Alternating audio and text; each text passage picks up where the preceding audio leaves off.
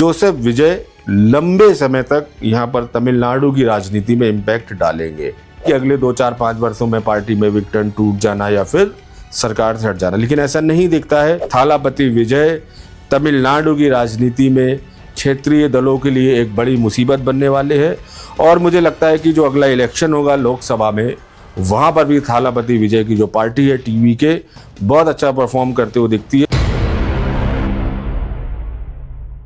तमिलनाडु में जैसे कि थालापति विजय यानी कि जोसेफ विजय की पार्टी टीवी के 108 सीट लाके नंबर 1 पर आई है, तो एक तरीके से ऐसा क्या था इनके चार्ट्स में, क्या था इनकी कुंडली में जो इनको इतनी बड़ी सक्सेस मिली कि जो वहां पर जो दो परंपरागत दल थे डीएमके और एआईडीएमके, उनको हराकर ये सबसे बड़ी पार्टी के रूप में उभरते हैं।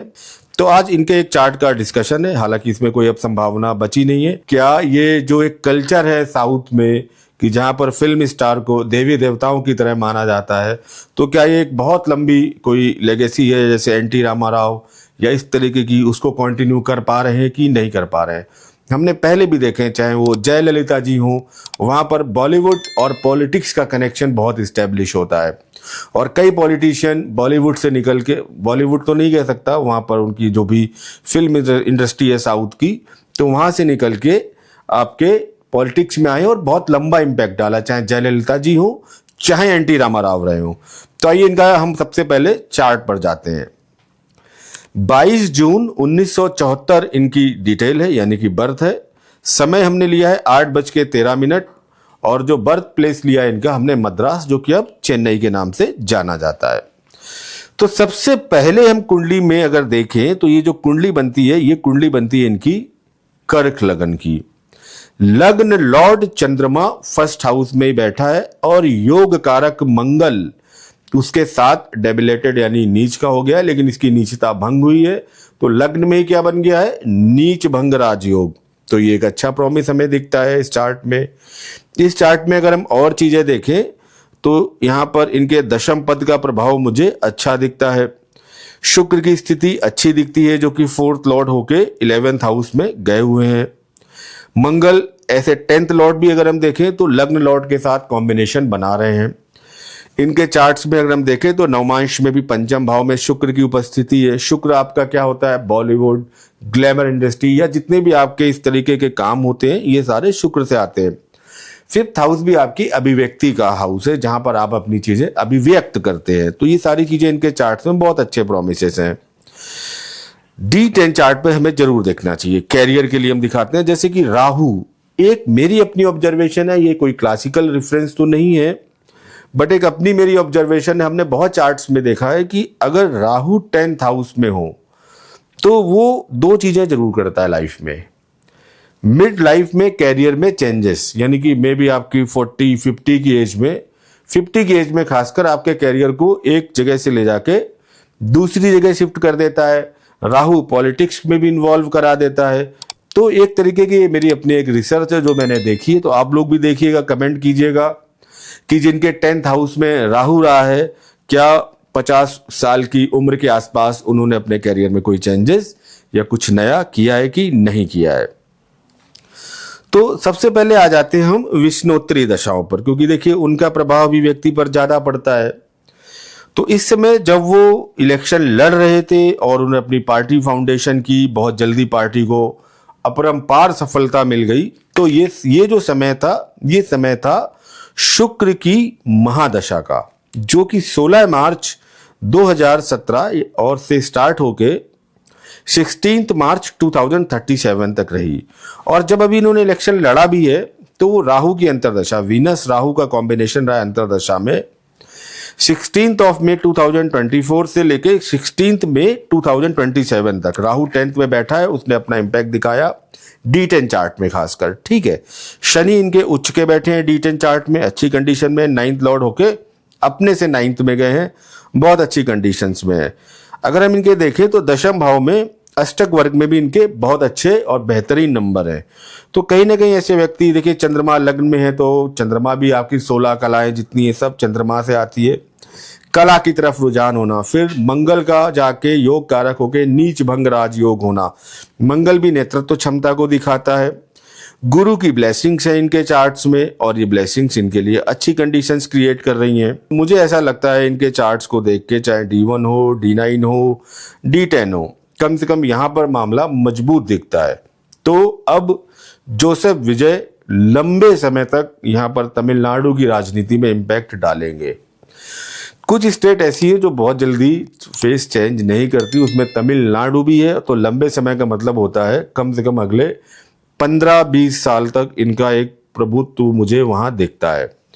और ये देखिए पूरा रिसाइकलिंग का टाइम चल रहा है। शनि मेष से लेके इस टाइम मीन में चल रहे हैं, एक चक्र पूरा कर रहे हैं। पुरानी सत्ताएं धराशायी हो रही हैं, चाहे बंगाल हो और चाहे यहाँ DMK और AIDMK का आपने हाल देखा हो। तो एक नई तरीके की चीजें उभर कर आ रही है।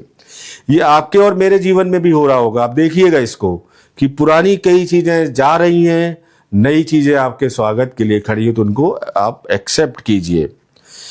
चर दशाओं में इनकी मकर राशि की दशा शुरू हुई थी 22 जून 2022 से, जो कि अभी 29 तक रहेगी। अब मकर राशि को अगर हम देखें तो इसको वैसे भी ट्रांसफॉर्मेशन कैरियर में बहुत प्रभावशाली तरीके से लोगों को परिवर्तन करती है। मकर राशि की जो दशा है इनके चार्ट्स के अकॉर्डिंग आरूढ़ लग्न और लग्न से 7th हाउस की दशा है, कारकांश लग्न से ये 9th हाउस की दशा है। और फिर प्रोफेशनल लाइफ के लिए अगर हम देखें तो प्रोफेशनल लाइफ के लिए अमात्य कारक जो है इनके वो बुध बनते हैं, 2nd हाईएस्ट डिग्री वाले प्लैनेट। देखिए अमात्य कारक आपका भी कुंडली में होगा, मेरी कुंडली में भी होगा।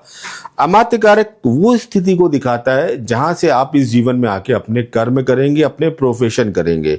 तो इनके अमात्य कारक बुध बनते हैं। बुध किसके साथ बैठे हैं? सूर्य के साथ बैठ के बुधादित्य योग बना रहे हैं। और सूर्य कौन है इनके चार्ट में अगर हम देखें तो पुत्र कारक। पुत्र कारक को आप ऐसे समझ सकते हैं जैमिनी एस्ट्रोलॉजी में जैसे कि कुंडली का 5th हाउस। तो 5th हाउस हमने कहा ही है कि आपको गवर्नमेंट के साथ, जैसे सूर्य कारक है, मंत्री पद, सलाहकार, इन चीजों को भी ले जाता है। और 5th हाउस आपका ये जो ग्लैमर इंडस्ट्री है, बॉलीवुड इंडस्ट्री है, जो अभिव्यक्ति है, ये भी 5th हाउस के साथ है। तो दोनों ही चीजें इनके कैरियर में आपको देखने को मिली। और जैमिनी जो राजयोग होते हैं वो भी बड़ा अच्छा रिजल्ट दिखाते हैं अकॉर्डिंग टू जैमिनी सूत्रम।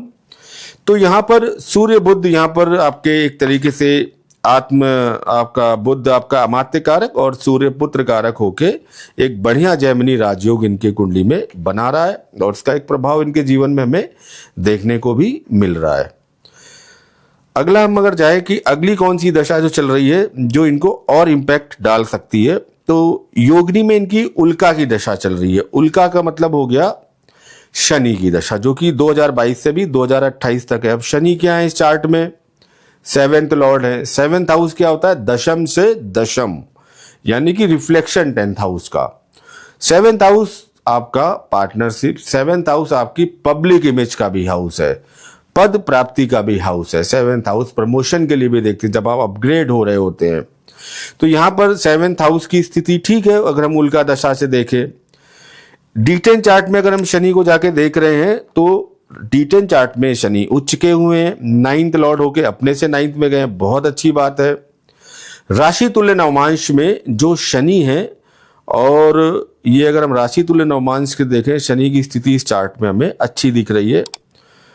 और शनि यहाँ कहीं ना कहीं कर्मांश के साथ अपना संबंध बना रहे हैं, जो व्यक्ति को कर्म में एक्टिवेटेड करता है, कर्म में व्यक्ति को आगे ले जाता है। तो स्थितियां यहाँ पर मुझे ठीक दिख रही हैं इनके चार्ट में। कुल मिला के ये चार्ट जो एनालाइज करने का तात्पर्य ये था कि जो इनको सफलता मिली है ये क्षणिक सफलता है कि अगले 2-4-5 वर्षों में पार्टी में विघटन, टूट जाना या फिर सरकार से हट जाना, लेकिन ऐसा नहीं दिखता है। चार्ट स्ट्रांग है, प्रोमिसेस स्ट्रांग है, दशाएं स्ट्रांग है। तो अब जो इम्पैक्ट आया है वो लंबे समय तक इम्पैक्ट रहेगा।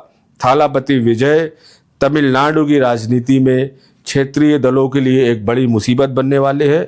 और मुझे लगता है कि जो अगला इलेक्शन होगा लोकसभा में, वहां पर भी थालापति विजय की जो पार्टी है टीवी के बहुत अच्छा परफॉर्म करते हुए दिखती है। एक तरीके से जो आपके DMK और AIDMK इनका यहाँ पर मुझे पतन दिखता है, और कम से कम अगले 15-20 साल तक थालापति विजय का यहाँ पर आधिपत्य तमिलनाडु की राजनीति में रहेगा। तो ये चार्ट भी आपके साथ शेयर किया जाएगा।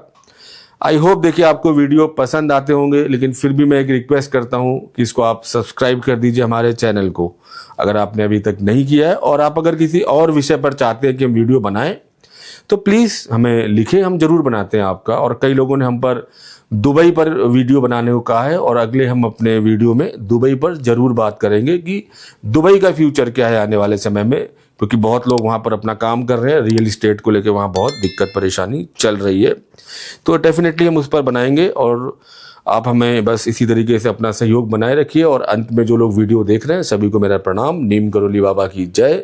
आप सबका जीवन स्वस्थ हो, दीर्घायु हो, और आप ऐसे ही हमारे साथ जुड़े रहें और मुझे अपने परिवार का हिस्सा ऐसे ही बना के रखें। जय श्री राम।